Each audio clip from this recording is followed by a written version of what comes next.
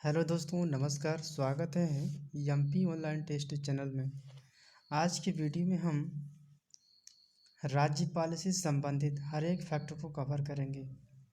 तो उम्मीद है कि पिछले वीडियो को आपने देखा होगा जब हम एमपी की पॉलिटी को पढ़ाया था।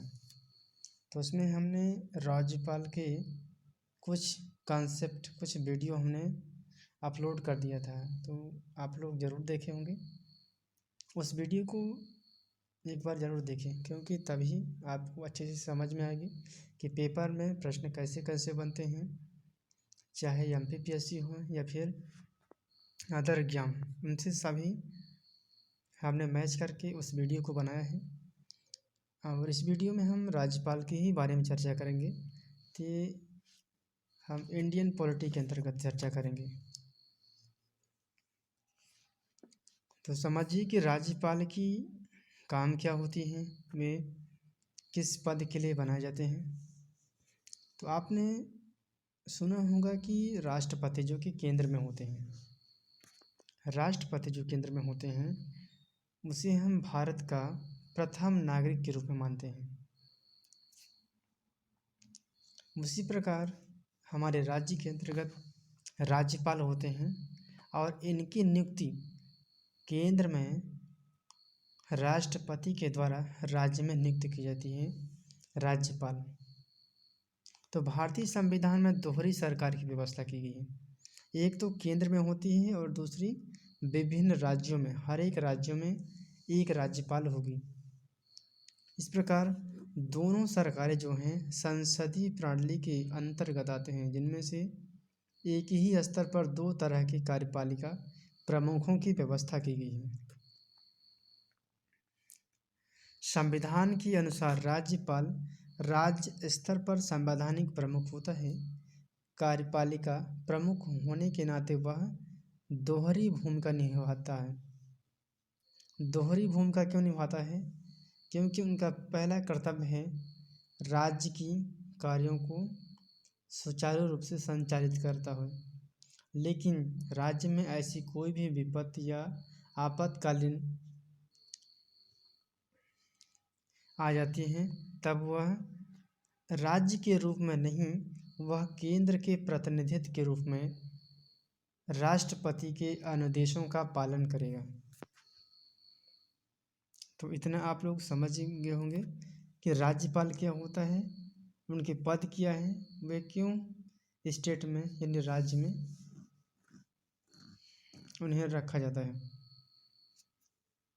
इस प्रकार राज्य में वह राज्य का प्रथम नागरिक के रूप में जाना जाता है, संवैधानिक प्रमुख होता है।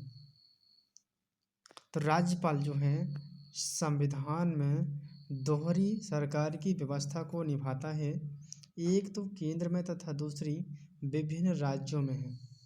दोनों सरकारें जो कि संसदीय प्रणाली की हैं, जिनमें एक ही स्तर पर दो तरह के कार्यपालिका प्रमुखों की व्यवस्था की गई है। राज्यपाल राज्य कार्यपालिका का संवैधानिक प्रमुख होता है, जो मंत्रिमंडल की सहायता से कार्य करता है। इसे हम कह सकते हैं संवैधानिक प्रमुख। ये वास्तविक शक्तियाँ इनके पास नहीं है। जिस प्रकार मंत्रिपरिषद या मुख्यमंत्री में वास्तविक शक्तियाँ होती हैं, लेकिन उन्हीं शक्तियों का प्रयोग राज्यपाल करेगा, क्योंकि ये संवैधानिक है।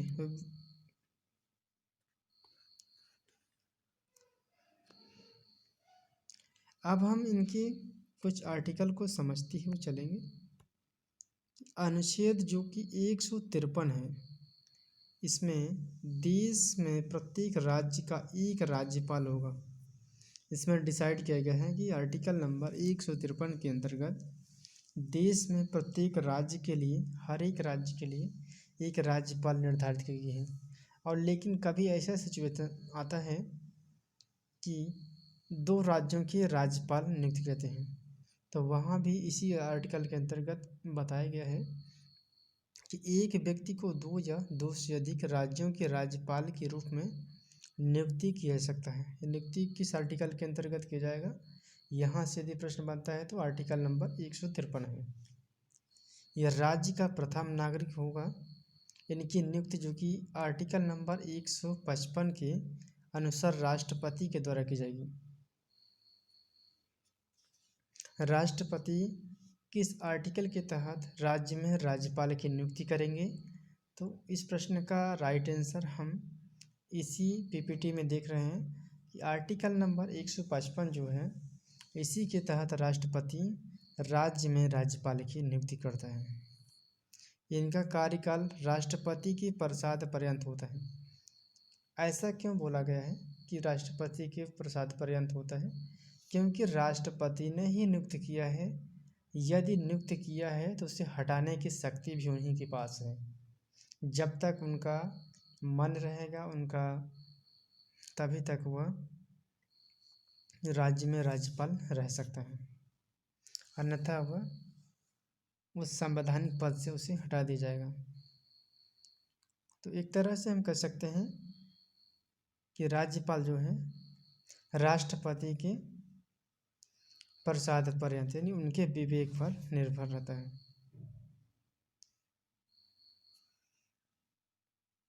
राज्यपाल का निवास स्थान जो कि भोपाल में है। योग्यता देखते हैं कि राज्यपाल बनने के लिए कौन कौन सी योग्यता होनी चाहिए। पहला योग्यता कि भारत का नागरिक होना चाहिए, उसने 35 वर्ष की आयु पूरी कर चुका हो, संसद अथवा राज्य विधानमंडल के किसी भी सदन का सदस्य न हो, किसी भी लाभ के पद पर न हो। ये दो कॉन्सेप्ट हैं। राज्यपाल बनने के लिए संसद अथवा राज्य विधानमंडल का सदस्य नहीं होना चाहिए। यदि है तो उस की सदस्यता को त्याग देनी पड़ेगी पहले, इसके बाद वह राज्यपाल बन सकता है। किसी भी लाभ के पद पर न, यदि किसी लाभ के पद पर है तो उस लाभ के पद से उसे उस पद को त्यागना पड़ेगा, इसके बाद ही वह उस संवैधानिक पद में जा सकते हैं। कुछ अनुच्छेद हैं, आर्टिकल हैं, इसे आप लोग रट लीजिएगा क्योंकि यहाँ से प्रश्न बहुत ज़्यादा बनते हैं हर एक एग्जाम में। चलिए एक एक आर्टिकल को हम समझते हुए चलेंगे। आर्टिकल नंबर 153 जो है कि यह प्रत्येक राज्य के लिए एक राज्यपाल होगा। ये तो अच्छे से समझ में आ गया होगा कि हम राज्यपाल में किस आर्टिकल का प्रयोग करते हैं। तो 153 है। 154 जो कि राज्य की कार्यकारी शक्ति राज्यपाल में निहित होगा। इसका प्रयोग अपने अधीनस्थ अधिकारियों के माध्यम से करेगा। ऐसा क्यों कहा गया है कि अधीनस्थ अधिकारियों के माध्यम से करेगा? क्योंकि वास्तविक शक्तियाँ नहीं हैं उसके पास कार्यकारी शक्तियाँ हैं। क्योंकि वास्तविक शक्ति तो मंत्रिपरिषद और राज्यपाल में है, वही मंत्रिपरिषद और मुख्यमंत्री की शक्तियों का प्रयोग राज्यपाल करता है। आर्टिकल नंबर 155 में है कि राज्यपाल की नियुक्ति राष्ट्रपति के द्वारा की जाती है। आर्टिकल नंबर 157 में है राज्यपाल के रूप में नियुक्ति के लिए पात्र व्यक्ति भारत का नागरिक होना चाहिए।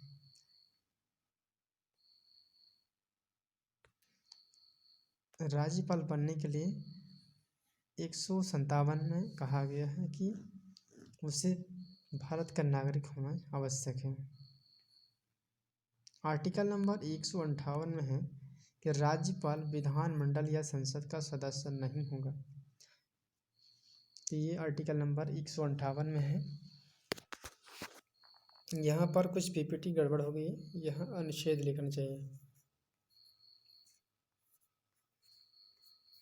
अनुच्छेद 159 में है कि राज्यपाल के कार्य का निर्वहन व शपथ या प्रतिज्ञान है। 159 में बताया गया है। 160 में कहा गया है कि आकस्मिक निधि यानी राज्य की जो संचित निधि है उसमें धन निष्कासन यस इन सभी से संबंधित जितने भी कार्य किए जाएंगे ये सभी आर्टिकल नंबर 160 के तहत कार्य किए जाएंगे। आर्टिकल नंबर 161 में है कि राज्यपाल के पास क्षमादान राहत देने की शक्ति है। आर्टिकल नंबर 153 में है कि राज्यपाल को अपने कार्यों का निष्पादन और सलाह देने के लिए मुख्यमंत्री के नेतृत्व में मंत्री परिषद होगी। आर्टिकल नंबर 164 में है कि राज्यपाल मुख्यमंत्री अन्य मंत्रियों की नियुक्ति करता है। आर्टिकल नंबर 165 में है राज्यपाल के लिए महाधिवक्ता की नियुक्ति करेगा। और वहीं आर्टिकल नंबर 166 में है कि राज्य की सभी कार्यवाही राज्यपाल के नाम से ही की जाएगी। इसके बाद है आर्टिकल नंबर 174 में राज्यपाल समय समय पर सदन को बुलाएगा राज्यसभा या विधानसभा में। अनुच्छेद 175 में है कि विधानसभा को संबोधित करेंगे, अपने भाषण के माध्यम से संबोधन करेंगे। इसके बाद आर्टिकल नंबर 176 में है कि सदन में विशेष संबोधन, यानी कोई विशेष सत्र या सदन बुलाने की आवश्यकता हो, उस समय सदन न चलता हो, लेकिन बहुत ही ज़्यादा आवश्यकता होने के कारण अचानक उस अभिभाषण को बुलाना पड़े तो 176 है। आर्टिकल नंबर 200 में है कि विधेयक पर सहमति देना या रोकना उनके हाथ में है। ये आर्टिकल नंबर 200 में वर्णित है।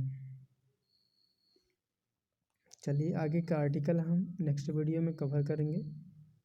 तो आज का वीडियो कैसा लगा ज़रूर कमेंट बॉक्स में बताएं, और इस वीडियो को लाइक, शेयर और सब्सक्राइब करना बिल्कुल ना भूलें, क्योंकि इससे ही हमारा मनोबल बढ़ता है और हम लगातार वीडियो बनाने के लिए उत्साहित होते हैं। लेकिन क्या होता है कि कभी कभी हम काम ज़्यादा होने के कारण पीपीटी नहीं बना पाते हैं। इस कारण से क्लास 1-2 दिन डिले हो जाती है। इसके लिए मैं माफ़ी चाहता हूँ। तो हम नेक्स्ट वीडियो में राज्यपाल के पूरे जितने भी कॉन्सेप्ट छूट गए हैं उन सभी को हम कवर करने का प्रयास करेंगे। आज का वीडियो हम यहीं पर एंड करते हैं। तो थैंक यू दोस्तों, ऑल द बेस्ट।